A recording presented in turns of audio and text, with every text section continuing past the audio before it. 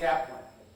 Courtney is a near native of Las Vegas. She has spent most of her time raising a family of 5 children and building her career in the healthcare industry.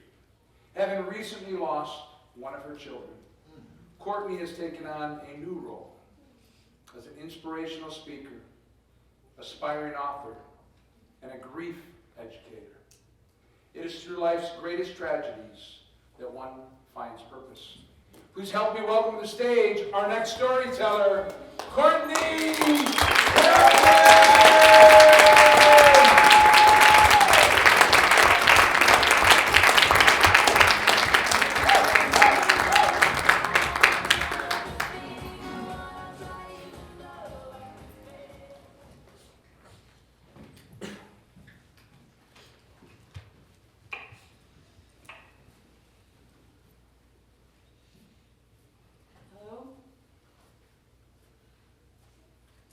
Hi, I'm so sorry to have to call you this way. I'm the principal of Cimarron Memorial High School. My name is Lori. Your son has been in a tragic motorcycle accident around the corner from the school. We don't know much. We don't know much to tell you, but I was sitting in my car. I looked up at the traffic light. It was red.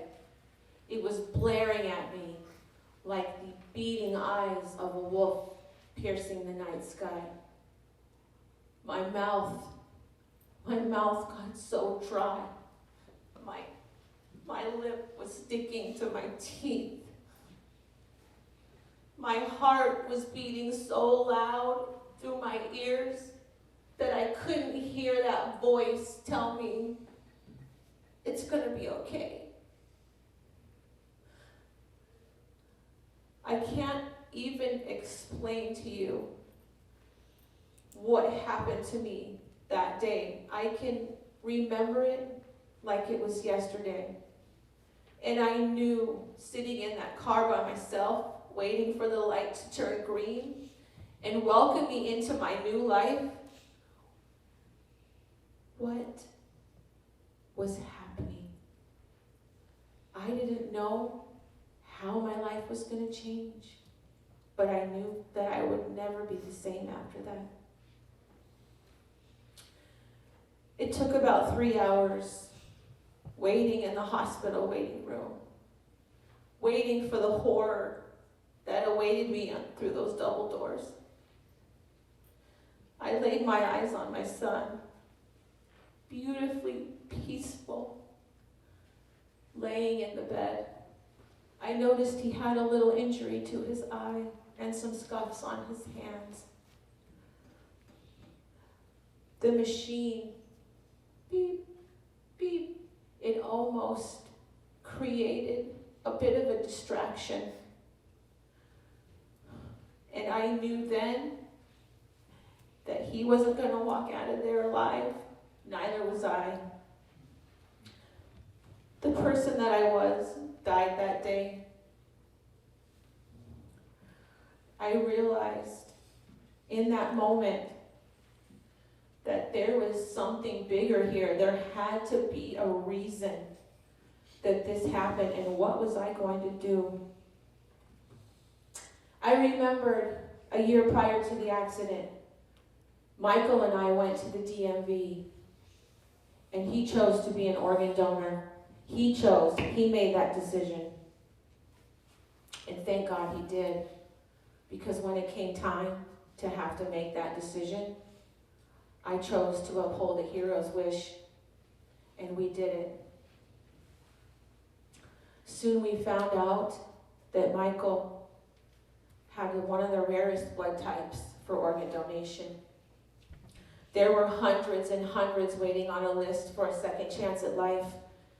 And Michael, being so young and so vibrant and so healthful, that whoever was going to be living with him and through him was going to have a wonderful life because of the life choices that he has made. We found out that he was going to be able to save 8 people. 8 people are alive today And they live through Michael, and they live with Michael. I wrote a letter. I did, thank you. I wrote a letter about 4 months after I lost Michael. And I felt so inspired to reach out to these people because they carry a piece of my baby still. And I needed them to know that I love them and they are a part of our family. And all I wanted to do was welcome them into our home.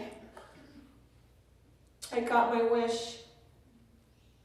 A year later, I got an instant message on Facebook. It was from Mallory. I don't know Mallory. I thought it was another one of those get rich quick, buy a pill. It wasn't. It was one of those moments that I can just remember.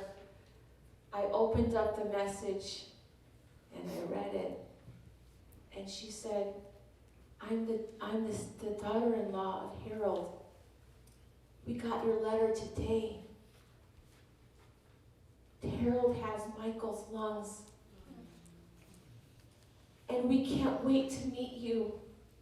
We want to welcome you to our family. We've been sitting here for a year knowing that somebody had to die so that my family could live. And I was saying to them, no. You are the blessing because you carry a piece of my baby that I can touch and I can see and I can feel because of you. You carry that piece. We got to spend Michael's 20th birthday with them in Texas. They had a wonderful birthday planned for him. And it was very